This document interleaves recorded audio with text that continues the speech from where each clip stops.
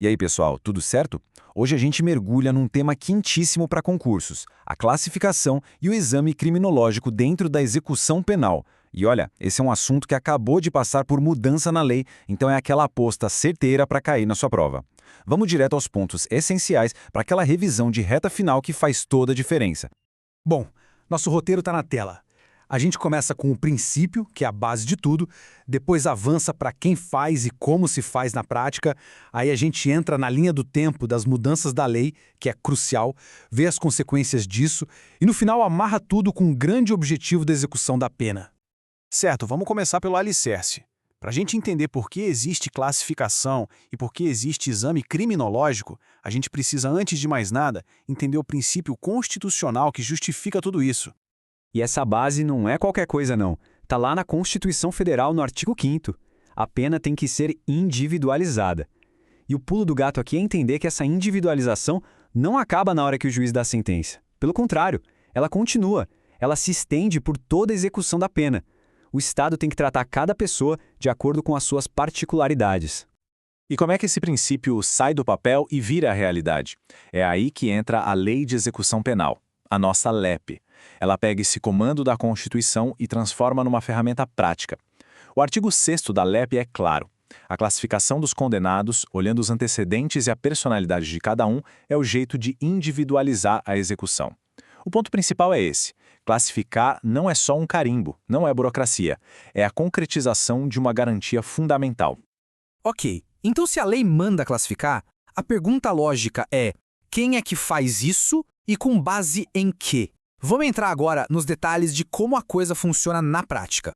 Pois é, a legislação não deixou essa responsabilidade no ar, não. Foi criado um órgão bem específico para isso, com uma galera pensada exatamente para essa função. Quem assume essa bronca é a Comissão Técnica de Classificação, a famosa CTC. E presta atenção na composição dela, que é multidisciplinar. Tem o diretor do presídio, chefes de serviço, psicólogo, assistente social. Isso já mostra que a análise vai muito além do jurídico. É um olhar completo sobre a pessoa. E as atribuições da CTC são o coração da execução penal.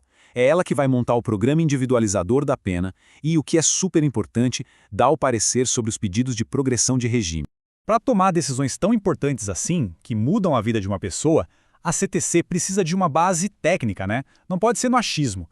Ela precisa de um instrumento que dê dados mais objetivos para análise. E essa ferramenta é o exame criminológico. E aqui, gente, tem um ponto que as bancas adoram. A natureza do exame é diagnóstica e não punitiva. O que isso quer dizer? O objetivo não é aplicar mais uma punição, mas sim fazer um diagnóstico, entender a pessoa por trás daquele crime. É uma análise técnica, científica, sobre as condições pessoais, a personalidade e, o mais importante, as chances de aquela pessoa se readaptar à sociedade. É a ciência ajudando a execução penal a ser mais racional.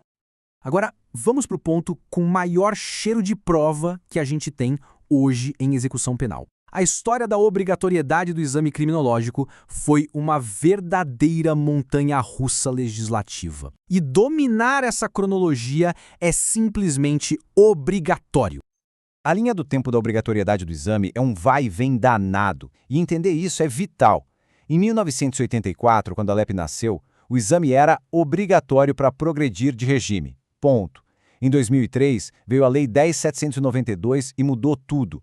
O exame virou facultativo, ou seja, dependia de uma decisão bem fundamentada do juiz.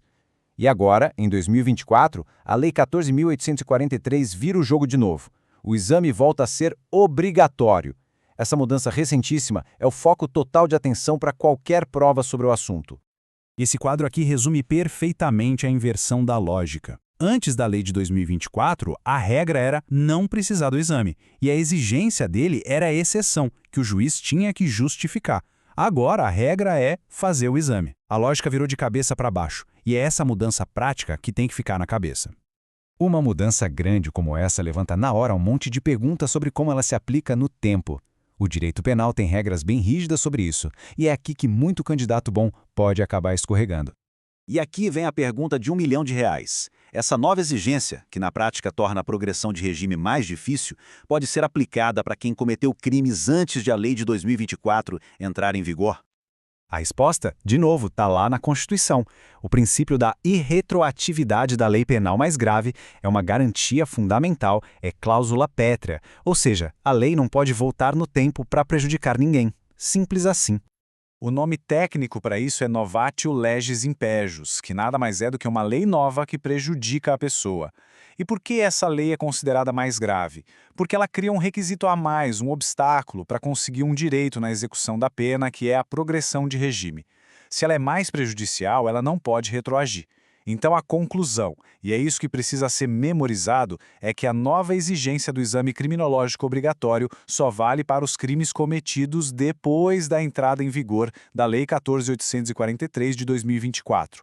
Para os fatos anteriores, continua valendo a regra antiga do exame facultativo.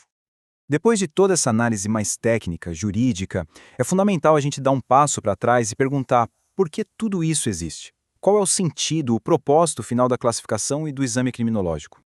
E a resposta está na finalidade ressocializadora da pena. O exame não é um fim em si mesmo. Ele é uma ferramenta para guiar o Estado, para orientar qual é o tratamento penitenciário mais adequado, para dar dados sobre o potencial de reabilitação daquela pessoa, para permitir um acompanhamento psicológico e social de verdade. A ideia é tentar transformar o tempo na prisão em um processo que vise a reintegração social. Resumindo a ópera, o exame é um instrumento essencial para humanização e para racionalização da pena. Humanização porque ele enxerga o ser humano, e não só o crime que ele cometeu. E racionalização porque ele troca o achismo por dados técnicos na hora de tomar decisões tão sérias sobre o futuro de alguém. O objetivo é tornar a execução mais justa e mais eficaz no seu propósito principal. A questão que fica no ar, e que com certeza alimenta muitos debates, é essa. O exame criminológico é só mais um obstáculo burocrático ou é de fato um instrumento indispensável para a justiça na execução penal? A lei de 2024 com certeza jogou mais lenha nessa fogueira. E com essa reflexão, a gente encerra a análise de hoje. É importante dizer que este tema foi uma sugestão do perfil @oconcurseiro-de-fé, uma comunidade que tem a missão nobre de apoiar quem está nessa jornada dos concursos com informações e materiais gratuitos e de muita qualidade. Bons estudos e até a próxima!